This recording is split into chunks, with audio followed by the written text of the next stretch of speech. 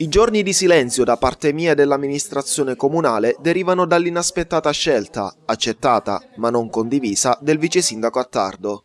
Le dimissioni del vice sindaco inevitabilmente hanno provocato delle conseguenze, avviando dei naturali processi di riflessione. Consapevoli della necessità di garantire stabilità amministrativa, confortati dalla fiducia di tutto il gruppo consiliare, sempre pronto e attento a manifestare un'analisi critica e costruttiva, siamo pronti a rilanciare con determinazione l'attività amministrativa e a intraprendere il giusto cammino per il bene della città di Favara. A parlare, dopo quasi 2 settimane dalle dimissioni del vice sindaco di Favara, Lilo Attardo, è stata la prima cittadina, Anna Alba. Con grande entusiasmo e responsabilità, scrive Alba, è stato intrapreso un percorso condiviso, un impegno oneroso assunto durante la campagna elettorale nei confronti della cittadinanza intera che, con evidente convinzione, ci ha manifestato la propria fiducia.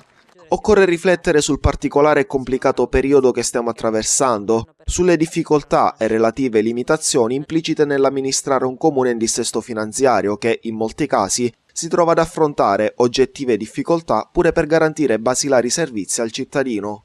Alba nella nota parla comunque del fatto di essere consapevoli, già in campagna elettorale, del gravoso impegno a cui andavano incontro e delle ovvie e in alcuni casi impopolari scelte che dovevano intraprendere con l'unico intento di risollevare la grave condizione economico-finanziaria in cui già versava da tempo il comune.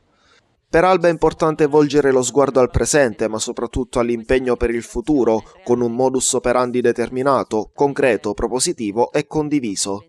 Infine, il sindaco di Favara, parlando a nome e per conto della Giunta e confortata da tutto il gruppo consiliare del Movimento 5 Stelle, dice che rilancerà con determinazione l'attività amministrativa, intraprendendo il giusto cammino per il bene della città di Favara.